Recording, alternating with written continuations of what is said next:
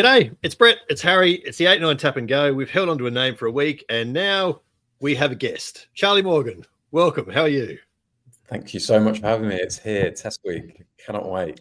It is. And this will be fun. This will be short, it'll be sharp, it'll be unscripted. And what can possibly go wrong now that we're adding guests to the mix as well. 3 questions, Harry. Fire away. You are first. Yes. On this episode of Late Nights with Charlie. Because that's my name for this show. Yeah. Question 1.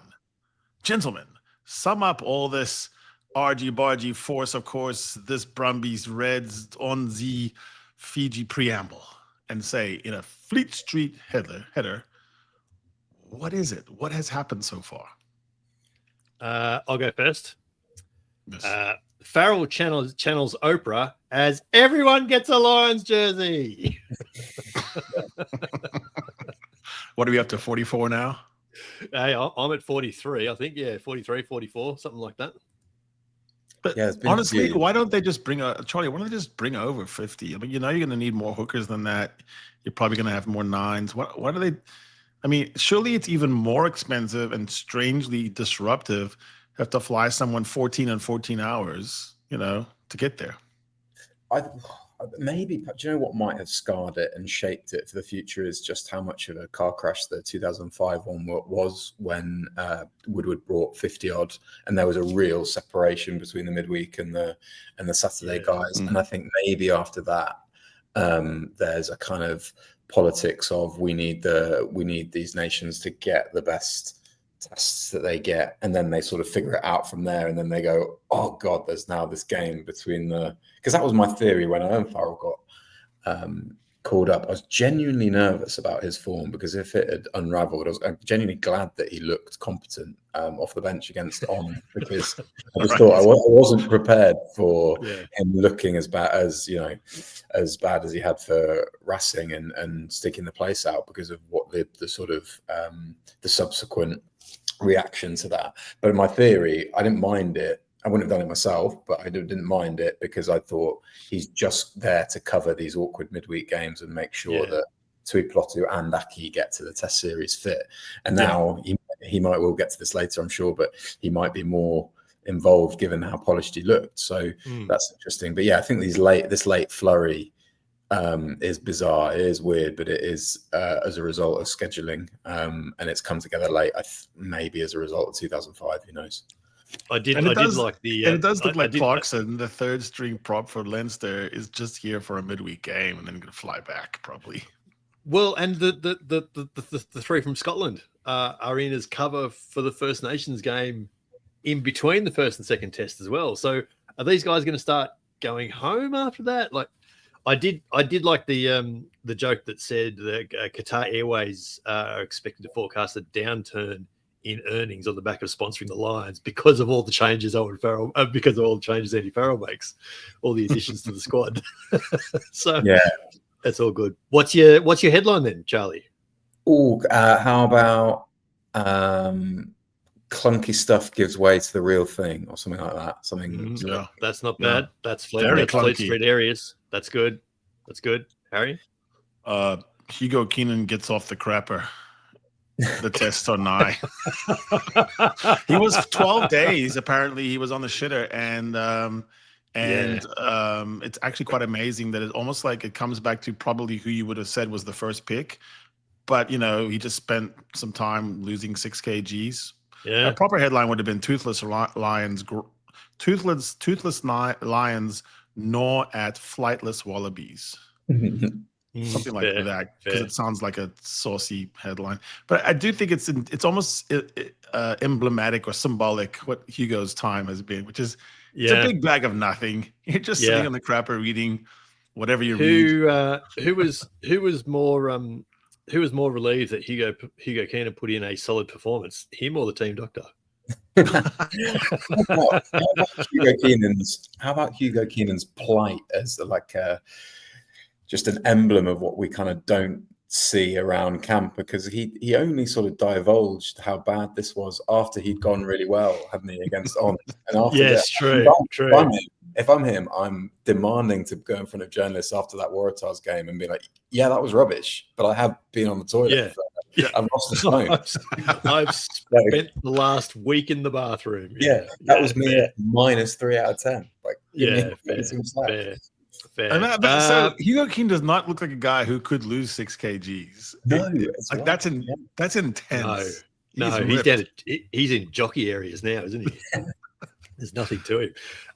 You're up, Charlie. What's yours? Yeah, well, mine is just because I'm fascinated about this whole bluff and double bluff. I want to know how much you think these coaches and teams are concealing. They both know each other well, clearly, Andy Farrell and Joe Schmidt. What are they concealing as far as tactics? What are they concealing as far as team selection? Because for shit munchers like me, I can't imagine. You always hear, or if you play tentatively, that's when you get injured. If you play tactically when you're holding something back, is that just a surefire way to look really rubbish? And is that what's actually happened to? For sure. Is that why they're a bit clunky? Yeah. There's no doubt to me that there is been holding back on both ends. I don't think the Wallabies are holding back as much as the Lions, because I don't think the Wallabies can hold back too much more than they have been. They don't have the luxury of a squad of 45 or 50 or whatever we're up to on the training ground, working on different things. So I'm sure we'll see more, but I don't think we've seen everything yet. The Lions definitely are. But the problem the Lions have got is they've got a guy at fly half who is playing absolutely outstandingly, and on a whim, he could just decide to run the play that they're actually trying to hide this week. So, I think they're holding back in parts. They, the one thing that is in my mind for the Oz game is that they didn't get Suaalii chasing restarts. They had Harry Potter, I think, doing that. I mean, he's surely they're getting Suaalii right into the mix of those restart pods that have been horrible for the Lions. But you're bang on that the Lions have more scope, I guess, just with certainly with the back five selection, they have mixed and matched everywhere, and the actual starting combination could be something that we've not seen yet. So that's going to be a fascinating dimension to it. Yeah, it is. What do you reckon, Harry? I think the Wallabies have been concealed just by not playing, so they just literally concealed. Yeah. So we don't know what they're going to do. Warren said, well, and on that, they've now gone up to 6th in the world rankings by not playing. So it's working. Sad, pathetic Warren Gatlin would have us believe that it would be, they were concealing a skid pass. Maybe Fit Russell will throw it to Huw Jones instead of Bunty Aki. And that's going to tip come on, Warren. They knew what we were going to do. But I think the honest answer is probably at lineouts, mauls, and restarts. So I would think the Lions would hold those back, because there's really no point in telling Jeremy Williams where to jump. Yeah, we haven't actually seen much from the Lions around maul, have we? They've done a few. It's been very plain vanilla. So I think that's where the hiding stuff is. You're probably right there. The second call, maybe the split drive. We've seen a lot of weird, lineouts and drives from the Springboks and the All Blacks. I just cannot imagine that Andy Farrell's that retro. I think he probably has some stuff, but I would hold that back. Andy Farrell in the first minute of the game is just going to throw in a midfield line-out lift. That's all the vogue now. The over-the-shoulder toss in the line-out. Yeah. It's the time it takes to train it, I guess, as well. The other thing is that, some of this, I made this point in a piece, hopefully a bit more delicately than I'm going to do now, but some of the Lions stuff, the first phase stuff, has been really obvious and pretty bad, that you think is part of that going, they're not going to run that switch between Conan and Aki, are they? Because that's just really bad. They tried it twice. And first phase turnovers, there was Luke, I don't know how, but it's one of the names I've seen a lot, but never said out loud, but Luke Reimer. Luke Reimer, just all over it. And it was almost like, it's not supposed to be that easy. We need to run a switch play. Oh, I'm not here. I'm not supposed to run a switch play. It doesn't matter. Just run the switch play. Yeah. We have to run the switch play in this part of the field. What then is the one position neither team can afford an injury right now? Oh, shall I go? For the No, go ahead. Lions, Finn Russell has been a figurehead of the tour. I feel like it, given how he's played. I'm a really big fan of Finn Smith, certainly, but he's looked like a guy on his first tour, which he is. Just a tiny bit snatchy. He's still clearly a quality player, but there's just been a real calmness about Russell, and I think him going down would shake things up a fair bit, with Dan Sheehan a very close second there. That's a good shout, Harry. Yeah. Okay. So I'm looking at the team because it requires me to sort of look at that. Hugo, Tommy, Hugh Bundy, James Finn, Jameson, Ellis, Dan, Ty, Joe, Morrow, Ollie or Ty, Tom, Jack. I think because I rate Ronan Kelleher and I think he's a really good hooker, the drop off between him and Dan, who's my other guy to think of, I think I go, Finn Russell, because Finn Smith is definitely an operator, but geez, I don't know. Charlie, how many caps does he have at the test level? You have 10 or 12. I was going to say a dozen. That changes everything. That makes it a sort of, horse race. Whereas right now, the two areas are Dan Sheehan and Finn Russell. I just think Ronan's such a great second line operator that doesn't matter. Yeah. And that's very much like I thought fullback initially for the Lions based on Hugo Keenan spending one more guy goes down. Yeah, because one more goes down, no one knew who's then left. But it almost certainly is fly half. And for Australia, it's definitely fly half, and more so now that Noah Lolesio has gone down, because now suddenly the choice is between Ben Donaldson, who's got 17 caps, and Tom Lynott, who's got three test caps, or you've got a guy with 60 who's played 10 minutes a game all year. So I'm going to go Dave Parecki. I'm going to say that the hookers for the Wallabies are really worrying me, except for Parecki. Everyone else just seems. I just think they're going to throw to Lions at line out all the time. It just it'll be 9 steals. Yeah, Parecki's got to stay on the field. Is his concern. Good news, bad news. Good news, Parecki, you're our guy. You're starting. Bad news, you're finishing too. Yeah, could be. Righto.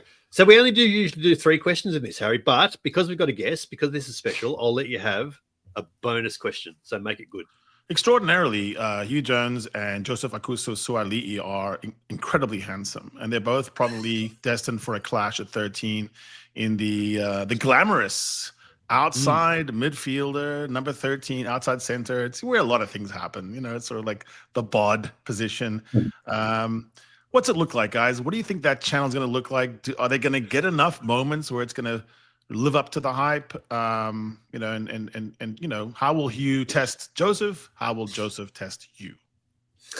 It will look handsome, is what it will look. And it will look very, very good. And the Lions have Ringrose to come in later in the series as well, which, arguably just as handsome as Huw Jones, potentially.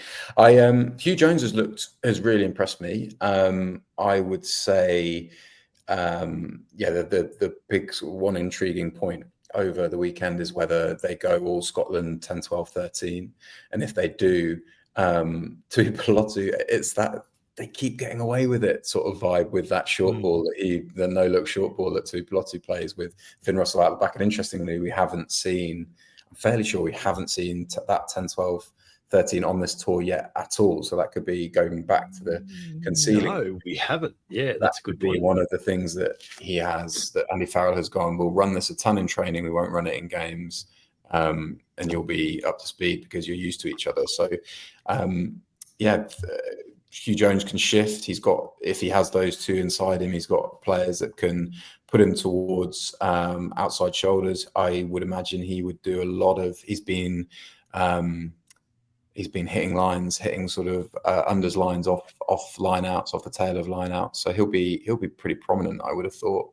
I mentioned restarts with Suaalii, and I didn't quite see it saw a lot of sort of his take and give passing skills before contact against Fiji. He blew my mind with his offloading at Twickenham. So it'd be cool to see a lot of that, because I think that's the I think Australia will flood that 13 channel and give Huw Jones a lot of decisions to make, and it's even more difficult to make those decisions and mitigate against guys who can pass it out of contact. So that'll be cool to watch. What defense are they playing at 13, Charlie? Like, are they playing? That seems to be a problem as well. Yeah. I would say it's more pronounced when Ringrose is there because he flies up. Yeah, he flies up, and that was going to put a lot of accent on whoever was on the wing to follow him. Huw Jones probably not as aggressive. However, they were together, him and Tuipulotu, against the Waratahs, and they looked pretty proactive, didn't they? So I think with Andy Farrell around, although Simon needs to be in charge of the defence, Andy Farrell likes people getting off the line, doesn't he? So they'll be pretty aggressive, I would have thought. My thoughts on this, Harry, is you know that Seinfeld episode where George and Jerry start really having an argument. They go, "All right, let's go, let's do this," and they start throwing wax, and then they go, "Not the face, not the face, not the face." That's what happened in this battle. The moneymaker. Yo, I think for sure that's how it's going to play down. The big insta hit is going to be when they swap jerseys at the end. That's what everyone's going to want to see. I'm going to have to. I'm going to have to turn the TV off at that point. There's no way I'm going to let the females in my house watch that. But Brett, you have said before that Suaalii is a big, large animal. He's not your normal back. What is it? 6'4"? You know, he'd be 6'3" at worst. Yeah, he's probably 105, 108, and just ripped like a proper athlete. Like almost has no place in the modern game. Yeah, this is where I think this might come undone as a marquee matchup is on the tackling. Both, I mean, so Huw has sometimes been defense optional. Let's just be honest. Yeah. And I mean, in his career, not right now. And then Joseph still looks sometimes really awkward in the collision zone. Yes, not because he doesn't like contact. He's fine with it. He's fine with taking your head off. But that's been his adjustment. Yeah. That's been his adjustment from league to rugby, is that in league it's all about wrapping up the ball, and so he's still sort of managing to go in. His body position is often a little bit high, and so that will have been his biggest work on this year, I'm quite sure. My only clue, by the way, on this sort of whole midfield, so the midfield in the loose trio has been really tough, right? Look at the high minutes. Sione, 320 minutes. He's the high minutes guy. And I just think that gives you a bit of a clue. I don't know why you'd rag out your inside center. Yeah. I kind of think Bondiaki's got this. What do you think, Charlie? Oh, I mean, I was saying before we started that a real challenge in these last couple of weeks has been remembering which Lions team I've picked for a certain week and where it's been flooded. Well, the Telegraph, you've got 6 versions. So after every match, And to take the listeners behind the curtain, you put it on the WhatsApp group, and I replied, "Yuck! Don't look at that." yeah. What did I do? Yeah, you're making too many changes each week, mate. You can't remember them all. I did say I'm not. It's not going to be. I wouldn't bring the guys in the room every week and say, "This is the test team this week," because they think they'd be a mutiny. But no, I was.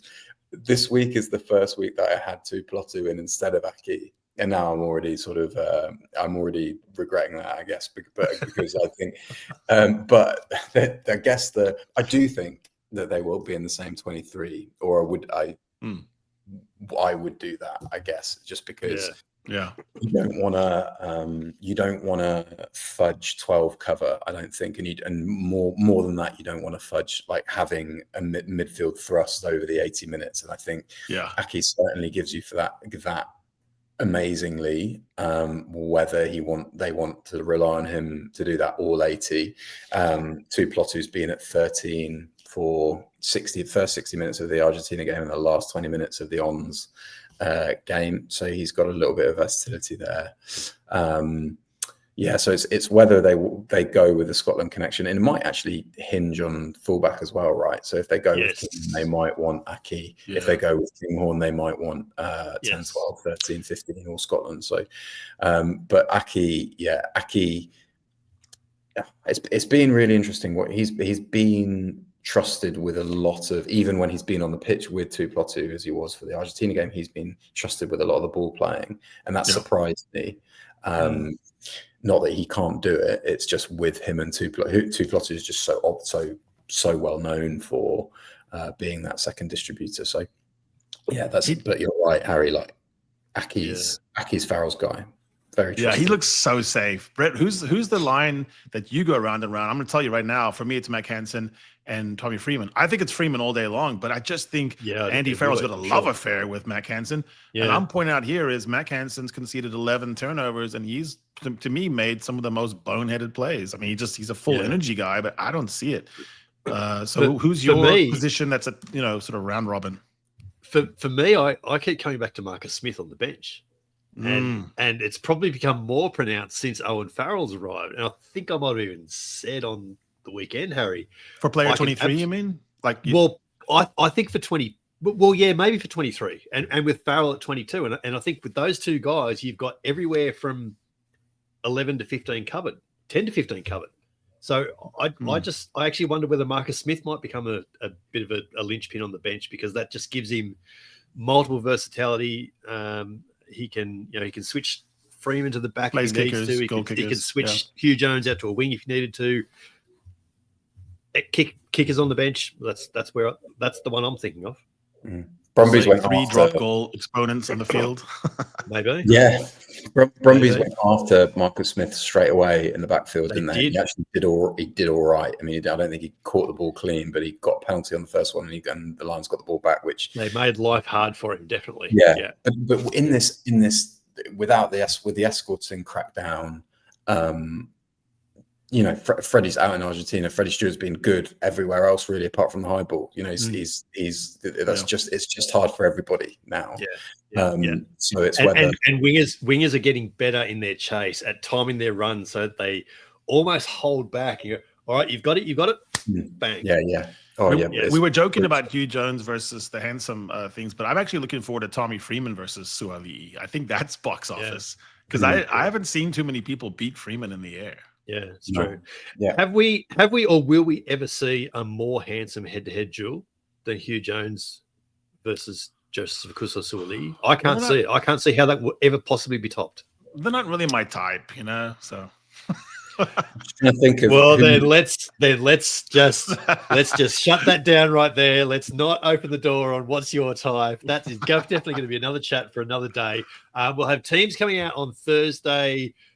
We'll be back in a couple of days' time, Harry, with Lee Calvert from the Blood and Mud podcast. Oh, yeah, it's going to be fun. We might even come together later in the week after the teams come out, once I'm up in Brisbane, and we might do this again. Why don't we do that? Yeah. Stay tuned, people. Stay tuned. Make sure you're subscribed. Thanks, Charlie. Thanks, mate.